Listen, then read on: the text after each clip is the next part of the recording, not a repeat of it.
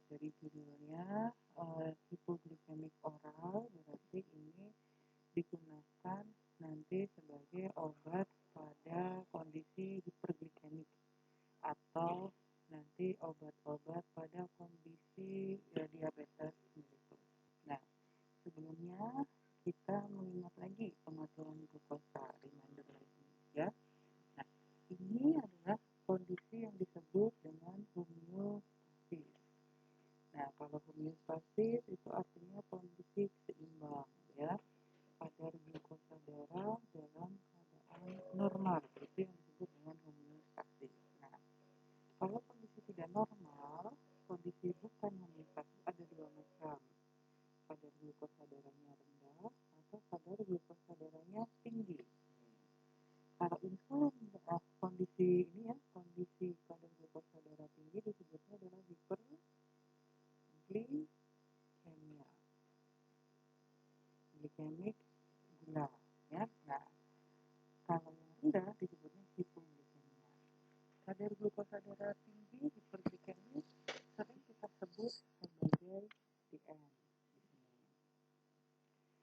Penyebabnya bisa dikarenakan banyak hal. Nah, tapi bisa dikarenakan satu, sekresi insulin dari beta pankreasnya kurang ya.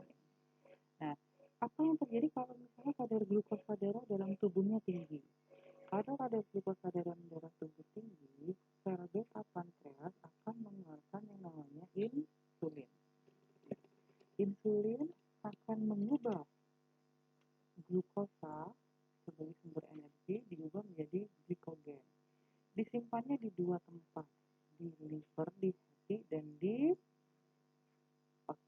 Jadi ada dua organ utama tempat penyimpanan glikogen, yaitu di hati dan di otak. Nah, kalau kayak gitu, nanti kadar glukosa akan turun. Kadar glukosa darah turun, nanti insulin juga akan diturunkan hasilnya. Nah, ini adalah kondisi normal. Itu yang kita sebut dengan mekanisme feedback. Nah, begitu juga kalau misalnya kadar glukosanya darah rendah. Kadar glukosa darah rendah, sel alfa pankreas akan mengeluarkan hormon yang namanya glukagon. Glukagon mengubah glikogen menjadi glukosa yang ada di hati. Nah, nanti jadi kadar glukosanya akan meningkat lagi dari rendah balik ke normal. Nah, itu adalah pengaturan glukosa. Nah, sehingga dapat kita definisikan kondisi diabetes mellitus. Penyakit ini adalah kelainan heterogen yang ditandai oleh kenaikan kadar glukosa dalam darah atau hiperglikemi.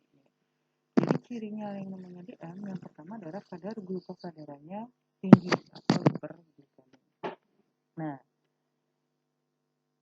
ada yang mendefinisikan lagi, DM adalah gangguan metabolisme yang secara genetik dan klinis termasuk gangguan heterogen dengan manifestasi berupa hilangnya toleransi karbohidrat. Jadi kalau dilihat ada ketidakmampuan yang namanya insulin untuk mengubah glukosa menjadi glikogen.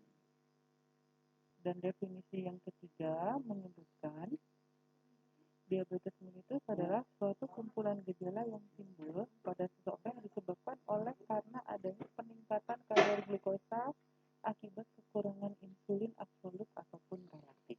Nah, jadi di sini ada tiga hal yang disebut kondisi DM ya, yang harus diperhatikan. Ada kondisi hiperglikemia dikarenakan hilangnya toleransi karbohidrat, dikarenakan lagi karena kekurangan insulin yang sifatnya absolut atau relatif. Nah, itu. Jadi itu adalah tiga hal ciri-ciri dari penyakit diabetes mellitus. Dilihat dari klasifikasinya, diabetes mellitus ada banyak klasifikasinya. Tapi yang saya inginkan kalian mengetahui yang ini dulu, 1 dan 2. Ya, meskipun yang lainnya juga sebagai pengetahuan. Yang pertama adalah diabetes mellitus tipe 1. Nah, ini dikarenakan apa? Defisiensi insulin yang sifatnya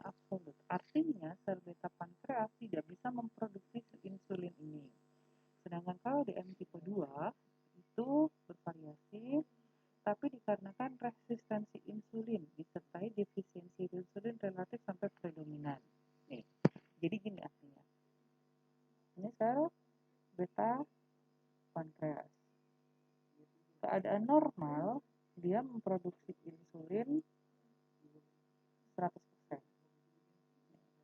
Tapi kalau DM tipe 1, dia hanya mampu memproduksi insulin 70%. Nah, DM tipe 2 ini bervariasi. Pada awalnya diproduksi 100% insulin. Tapi tidak semua 100% insulin ini bisa bekerja mengubah glukosa menjadi glikogen. Tapi yang bekerja hanya 70%. Ya, jadi kalau dilihat yang 30% gimana? Yang 30% yang mengalami resistensi. Artinya apa resistensi? Tidak bisa mengubah glukosa menjadi glikogen. Gitu. Jadi seperti ini bedanya DM tipe 1 dengan DM tipe 2. Kalau DM tipe 1 memang dia produksi insulinnya sudah tidak bisa. Tapi kalau DM tipe 2, produksi insulinnya masih bagus nih 100%. Tapi yang bekerja hanya sebagian, tidak semua. Sisanya apa? Sisanya mengalami resistensi insulin. Ya, nah, itu DM tipe 1 dan DM tipe 2. Ada DM tipe lain. Ya, oke. Ini lanjut saja ya. Yang paling penting DM tipe lain itu adalah nih, diabetes mellitus gestasional. Apa itu? Yang muncul pada masa kehamilan. Nah, masa kehamilan tapi umumnya bersementara. Kenapa? Setelah hamil harusnya dia sudah tidak DM lagi. Itu diabetes mellitus gestasional. Nah, ini ya yang tadi saya jelaskan. DM tipe 1. DM tipe 1 terjadi kekurangan insulin yang sifatnya absolut, ya, merupakan bentuk insulin yang parah dikarakterisasi dengan kekurangan insulin karena kerusakan atau degenerasi sel beta pankreas. Jadi sel beta pankreasnya yang tidak memproduksi insulin. Nah, kerusakan sel beta pankreas tadi bisa disebabkan oleh beberapa faktor. Bisa faktor genetik, bisa berupa zat kimia atau berupa virus. Kerusakan genetik tadi di mana? Kerusakan genetik tadi terjadi pada kromosom nomor 6. Nah, ini ciri yang membedakan DM tipe 1 dengan DM tipe 2. DM tipe 1 biasanya onsetnya mendadak dan rawan ketosis. Ketosis itu artinya ketonnya tinggi. Artinya, cirinya apa? Bau mulutnya bau keton. Bau keton seperti apa? Kalau kalian puasa, baunya seperti itu. Nah, bau surga berarti ya.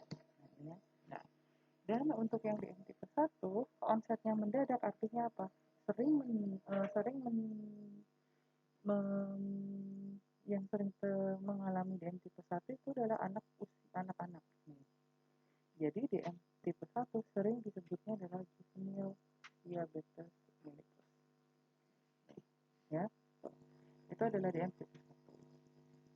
Nah, untuk DM tipe 1 tadi ini, karena dia kekurangan insulin, obatnya dia cuma satu, yaitu insulin.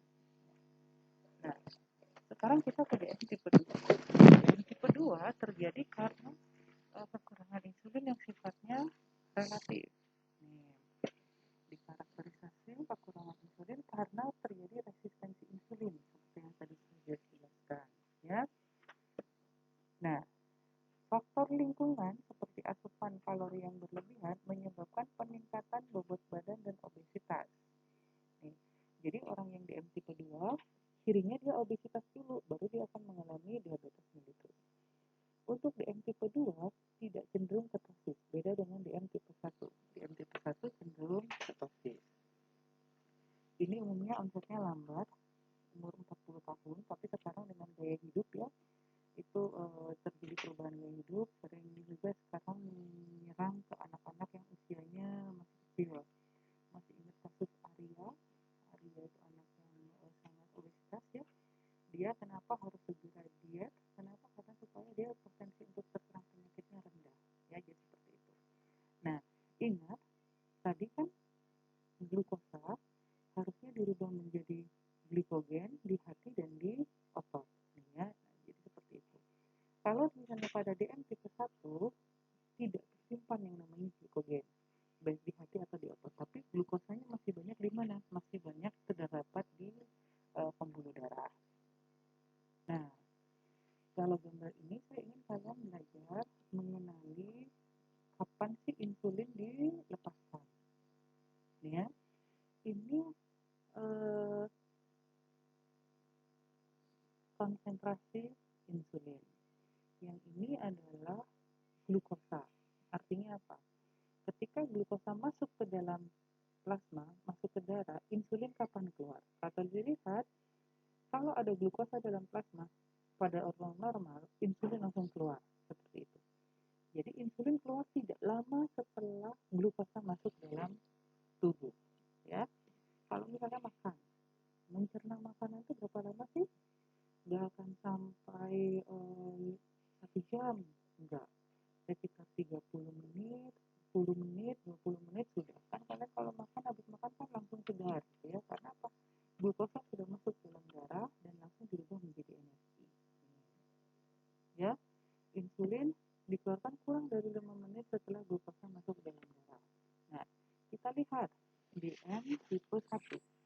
Kalau DM tipe 1, harusnya ketika insulin naik, ketika ada glukosa masuk dalam darah, insulin keluar. Yang terjadi tidak dikeluarkan insulin. Jadi memang produksi sel beta pankreas, produksi insulinnya terganggu. Tapi beda dengan DM tipe 2.